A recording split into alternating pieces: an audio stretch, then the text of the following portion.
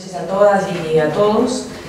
Un saludo especial a quienes me acompañan ahora en la mesa, a Jaime Urrutia y a través de él a todas las personas de IEP, mi agradecimiento y mi agradecimiento especial a Ramón Pajuelo y a Odín del Pozo y a todos los que contribuyeron a esta bonita edición del libro, a José Ragas, a Marisa Remí y a Cristóbal Aljovín. Un saludo especial a Cristóbal, un agradecimiento a todos, pero quisiera recordar, como mencionaba Cristóbal, que él creo que es la tercera versión o cuarta versión que lee de este documento, porque no solamente estuvo al origen de esta investigación, sino también desde el comienzo de que yo estuve estudiando el doctorado. De hecho me animó a estudiar el doctorado en San Marcos. También al asesor de mi tesis, Antonio Zapata, que no pudo venir el día de hoy. Y bueno, quisiera comenzar diciendo que aparte de la satisfacción de presentar el libro, para mí también hay una satisfacción doble, porque esto finalmente es un buen pretexto para ver a tanta gente cercana y querida junta, a mi familia, mi mamá, mis hermanas, a amigos, a colegas, amigos, en fin, de la vida, del trabajo. En fin, es un buen pretexto y creo que eso de por sí ya es un valor agregado suficiente. Pasando al tema,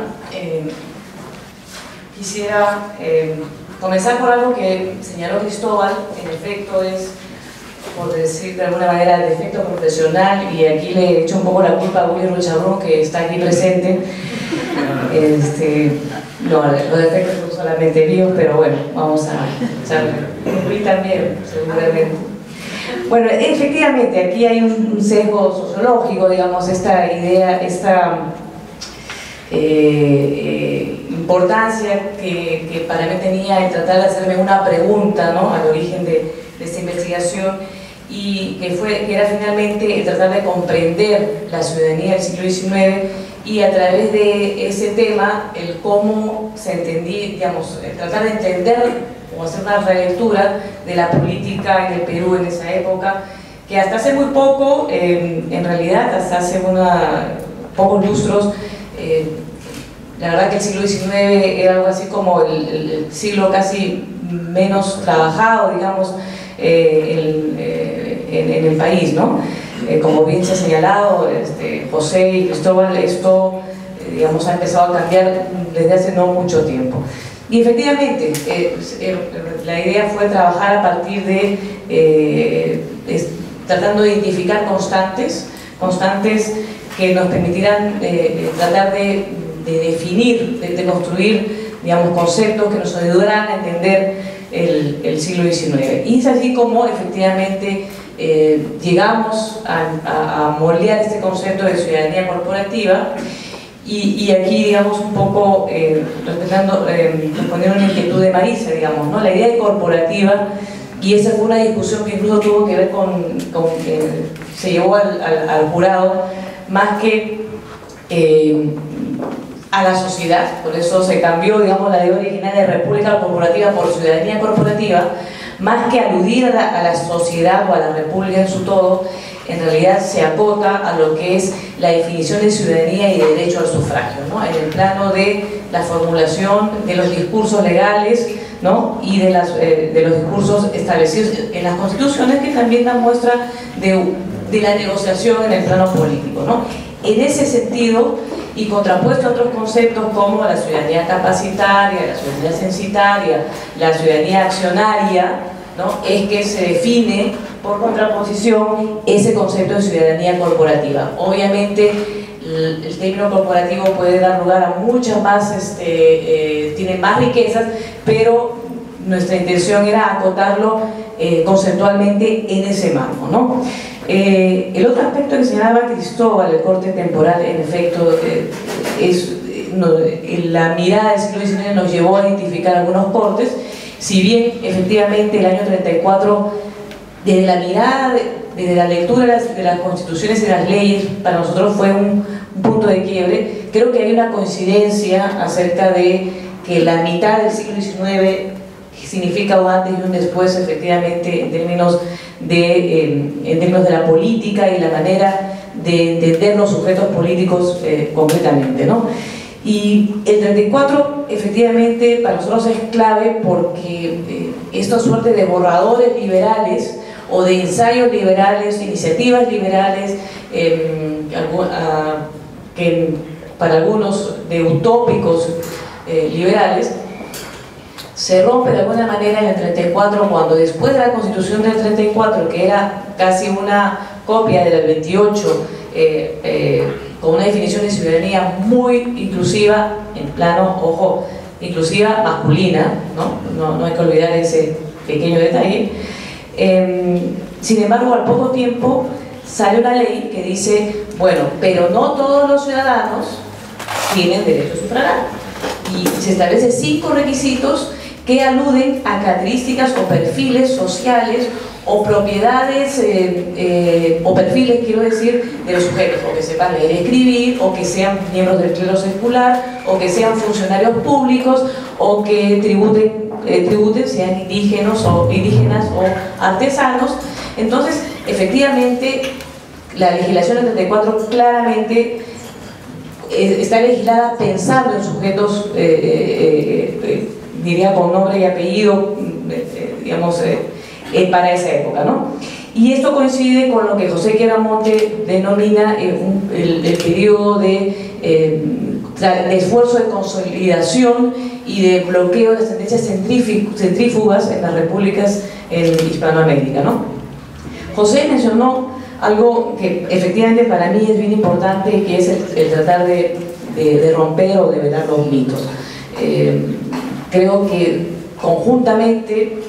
obviamente esto no es algo, digamos, un mérito personal y mucho menos, creo que conjuntamente hay una tendencia, ¿no?, hacia tratar de velar el siglo XIX y se están rompiendo algunos mitos, como dice José, y una de ellas tiene que ver con la presencia indígena. Es decir, la presencia indígena obviamente manipulada, obviamente sujeto de violencia, probablemente más violencia en la segunda mitad del XIX que digamos, no es, digamos, no podemos mirar con ojos del siglo XXI sin más, ¿no?, la dinámica política del XIX, pero presencia indígena finalmente, y eso es un poco uno de los objetivos de esta investigación. Todavía, conversábamos ayer con Javier Torres, todavía funciona en nuestro sentido común, incluso sentido común académico en buena medida, esta idea de que en 1979 recién se concedió el derecho al sufragio a los analfabetos. Entonces, y esto cuando uno ve hacia atrás el siglo XIX, esto no fue tan así, no fue así de hecho, en buena parte del siglo XIX. Y ese era un poco el primer, digamos, el primer mito, que quizás ya no es tanto, pero que todavía nos seguimos encontrando con esa idea, y el tema de los analfabetos, ¿no? Otro tema que también mencionó José es el tema de la linealidad de la historia electoral como mito, que es importante también develar o socavar como mito, ¿no? En efecto, si nosotros comparamos registros electorales, no práctica ni voto efectivo, por ejemplo, 1847, cuando los liberales ganan la batalla contra los conservadores liderados por Bartolomé Herrera, y se establece lo que ahora denominaríamos discriminación positiva a favor de los indígenas que vivieran en parroquias donde no había escuelas, es decir, buena cantidad de la población indígena en los Andes. Si uno mide el registro cívico en esos poblados versus la población electoral a mediados del siglo XX en departamentos del trapecio andino, en realidad probablemente encontramos parroquias en el siglo XIX con más indígenas, más ciudadanos con posibilidad de poder elegir que a mediados del siglo XX en departamentos altoandinos. Incluso los promedios departamentales altoandinos a mediados del siglo XX, que ya de por sí eran bajísimos, el promedio nacional estaba por debajo de esos niveles, ¿no? Dicho sea de paso, y sobre eso volveré al final, creo que los efectos de la reforma de 1896 marcaron la historia política o el desarrollo político del Perú en el siglo XX. Quiero, siguiendo con la idea de José, de poco decir algo acerca de las ideas un poco establecidas previamente y que vale la pena un poco poner entre signos de interrogación, es esto de el tema de los liberales peruanos. Y creo que fueron más allá de simple copia, ¿no? Lo que mencionaba, y creo que es un tema que por lo menos a mí me parece interesante, que vale la pena seguir investigando. Un libro tiene un comienzo, tiene un final, y lamentablemente siempre hay preguntas que se quedan fuera, o temas que hay que cortar para darle consistencia, redondez al texto, y que quedan como próximo tema de investigación. Yo creo que el tema de los liberales peruanos no han sido suficientemente trabajados. Por ejemplo, lo que mencionaba, 1847, 48, 49, los debates en los que los liberales terminan defendiendo, repito, lo que actualmente se llamaría discriminación positiva a favor de las mayorías indígenas. Por supuesto, bajo una mirada probablemente absolutamente instrumental, en el sentido de que lo necesitaban para legitimar el orden. Muchos de ellos, la mayoría de ellos, no tenían una mirada precisamente benevolente ni positiva de los indígenas, pero esta discusión es bien interesante ubicándolo, repito, en el contexto del siglo XIX, o esta mirada organicista, ¿no? Que no llegaron a comprarse nunca el discurso individualista, ¿no? Querían desmarcarse del discurso conservador y terminaron conciliando esta suerte de salidas, como repito, corporativas a nivel de la legislación electoral. Yo quisiera señalar también, siguiendo con esta misma reflexión, el tema de la paradoja que finalmente nos deja, y lo señalo al final del texto, la paradoja de lo que para un porcentaje mayoritario de la población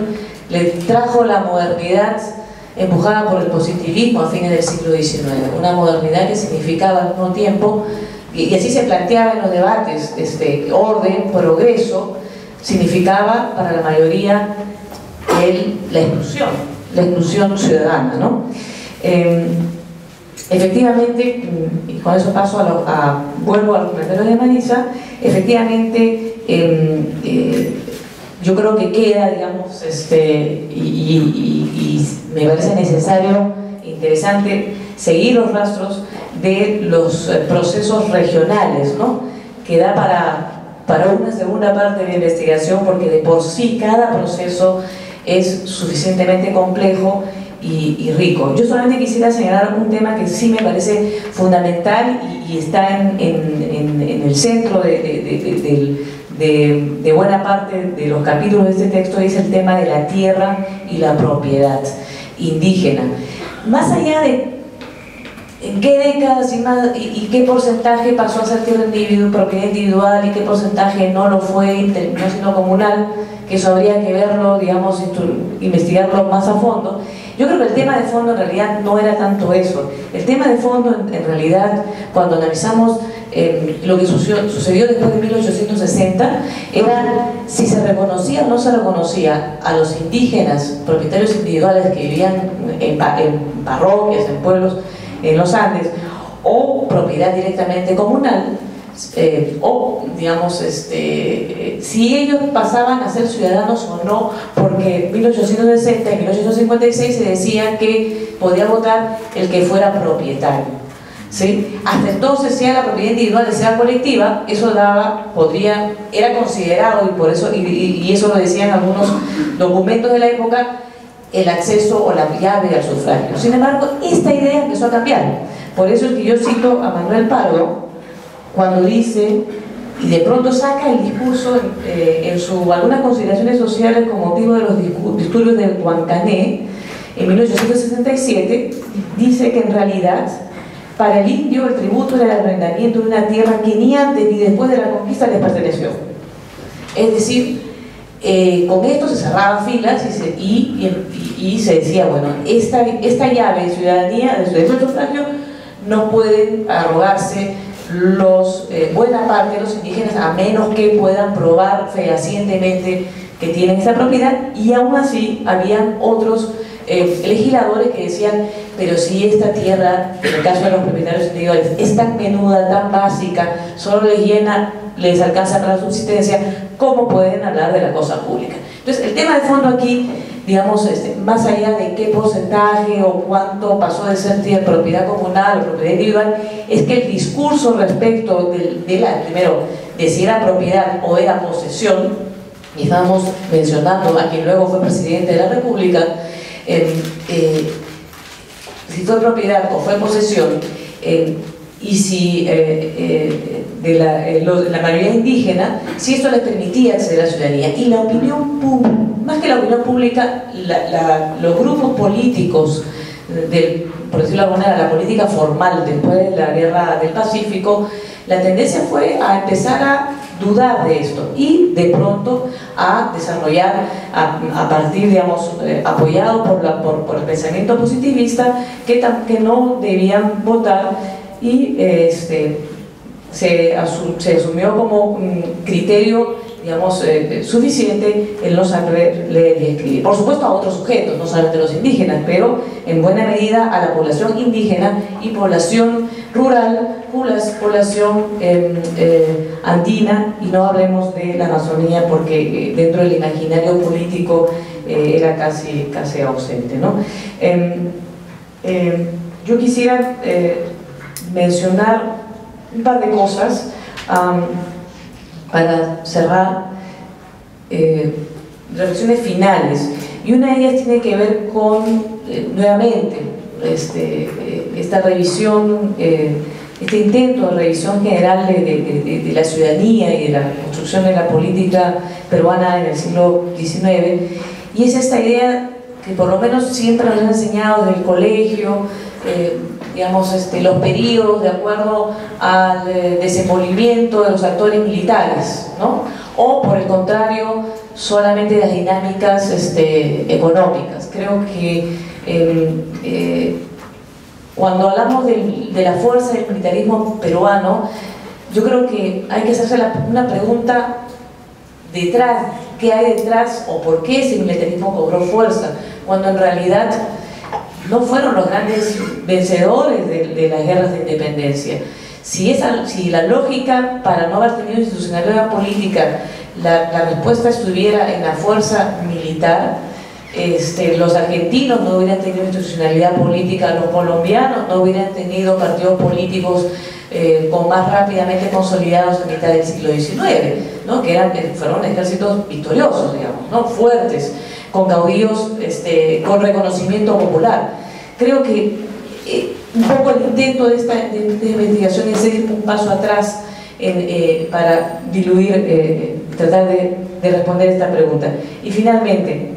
creo que hay una pregunta al presente y que nos hacemos al comienzo del texto, que es la pregunta por la debilidad institucional del sistema político, concretamente el sistema de partidos, ¿no? Algo que hemos tratado de explicar a lo largo de este texto,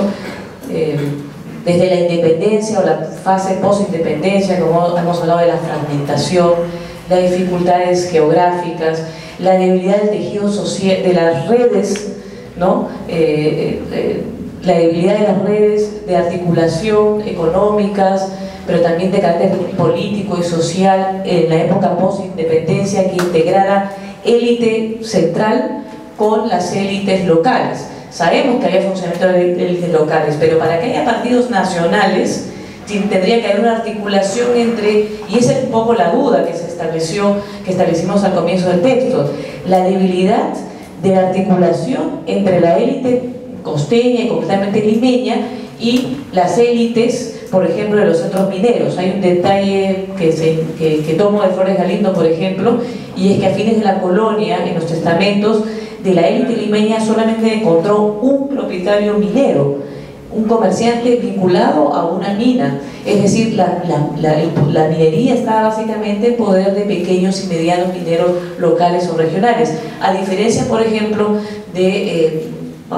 mencionemos, por ejemplo, México, digamos, ¿no? Entonces, estamos, el desarraigo de digamos, esto que se denominó basar en el desarraigo de las élites, tiene que ver con estas características particulares del Perú y la dificultad del Perú por consolidar un Estado, inicialmente, un Estado que nació en bancarrota, esta debilidad ante la fragmentación, a la diversidad. Digamos, la élite limeña era muy distinta, o tenía frente al resto del país, había un abismo no solo geográfico, sino también cultural y hasta de perfil étnico, digamos, ¿no? Distinto, por ejemplo, a lo que ocurría en México, y un proceso de mestizaje mucho más rápido, incluyendo sus élites, ¿no? Donde finalmente el tema del indígena es un tema crucial, más del 60% de la población, a diferencia de México, donde era a fines de la colonia apenas superaba el 30%, configuran un escenario distinto, y no solamente por temas de volumen de población, sino por forma de vida, por forma de concebir su socialidad y forma de concebir la manera que se tomaban las decisiones políticas. Entonces yo creo que esta pregunta sigue válida al presente, es decir, ¿qué dificulta, ¿no?, la constitución de una institucionalidad política de carácter nacional en el país en el presente? Bueno, yo lo dejo ahí. Muchas gracias a todos por venir el día de hoy, una noche que parecía que iba a ser de velas, pero bueno, felizmente hemos podido reunirnos, y muchas gracias por su asistencia.